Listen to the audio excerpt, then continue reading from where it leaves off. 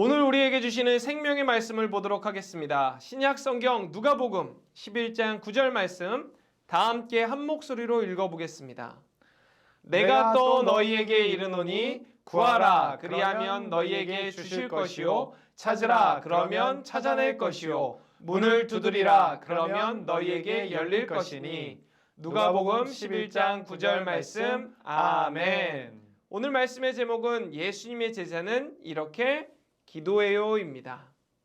예담 차세 친구들, 누구에게나 소원이 있어요. 그리고 저마다의 방법으로 소원을 빌지요. 누군가는 산 위에 올라가서 돌탑을 쌓으면서 가족의 행복을 빌어요. 108번이나 절을 하면서 아들, 딸의 성공을 비는 사람도 있어요. 누군가는 우물에 동전을 땡그랑 던지며 자신의 소원을 빌기도 해요. 자, 예수님을 믿는 여러분은 소원이 있을 때 어떻게 하나요? 맞아요. 우리는 두 손을 꼭 모으고 하나님께 기도해요. 그런데 기도는 소원을 빌기만 하는 걸까요? 예수님은 어떻게 기도해야 하는지 제자들에게 가르쳐 주셨어요. 우리 함께 하나님의 말씀을 한번 들어볼까요? 자, 성경 속으로 쏙 들어가 볼까요? 여느 날과 마찬가지로 그날도 예수님은 하나님께 기도하셨어요.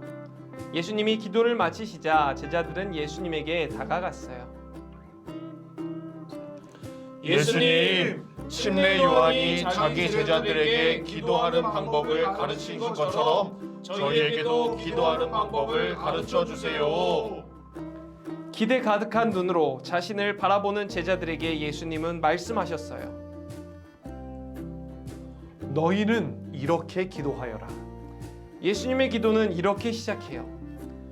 아버지, 이름을 거룩하게 하시고 나라가 오게 하소서.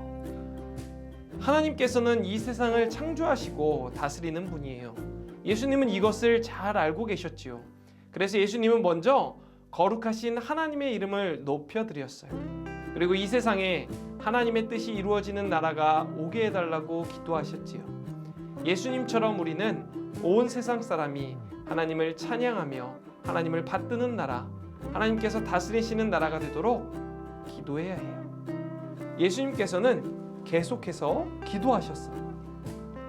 날마다 우리에게 필요한 양식을 내려 주소서. 당시에는 매일매일 먹을 수 있다는 것만으로도 큰 복이었어요. 지금처럼 음식이 풍족하지 않았거든요. 사람들의 사정을 아셨던 예수님은 우리에게 필요한 것을 달라고 간절히 기도하셨어요. 오늘 우리는 기도하지 않아도 음식이 넘쳐나는 시대에 살고 있어요. 그러니 우리에게 필요한 양식을 달라는 이 기도는 더 이상 필요 없을까요? 그렇지 않아요. 예수님은 우리에게 살아가는 데 필요한 것을 하나님께 구하라고 하셨어요. 우리에게 무엇이 필요한지 이미 알고 계시는 하나님께서는 우리의 기도를 들어주신답니다. 마지막으로 예수님은 이렇게 기도하셨어요. 우리가 우리에게 죄 지은 모든 사람을 용서하오니 우리 죄를 용서하여 주시고 우리를 시험에 들게 하지 마소서. 하나님께서는 우리가 우리에게 잘못한 사람을 용서하기를 원하세요.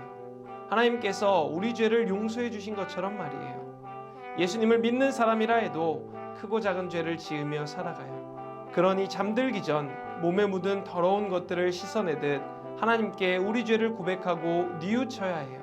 그리고 더 이상 시험에 빠지지 않도록 기도해야 해요. 여러분, 시험은 무엇일까요? 시험은 유혹을 의미해요. 유혹은 우리의 생각을 흔들어 놓고 말씀을 잊어버리게 해요. 그래서 유혹이 찾아오면 우리는 거짓말을 하고 싶고 친구의 물건을 가지고 싶고 못된 말을 하고 싶기도 해요.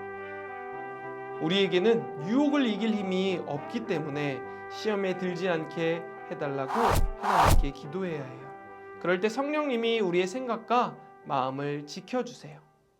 예담 차세 친구들, 예수님이 가르치신 기도를 살펴보며 어떻게 기도해야 하는지를 세 가지로 정리해 보아요. 첫 번째, 하나님을 높여드려야 해요. 두 번째, 하나님께 우리의 필요를 간절히 구해야 해요. 세 번째, 시험에 들지 않도록 구해야 해요. 한마디로 기도는 하나님의 마음을 깨닫는 거예요. 그리고 예수님의 기도 속에서 우리는 기도가 무엇인지 발견할 수 있어요. 기도는 하나님의 음성에 귀 기울이는 거예요. 하나님께서는 기도하는 우리에게 하나님의 마음을 보여주시고 하나님의 뜻을 알려주세요.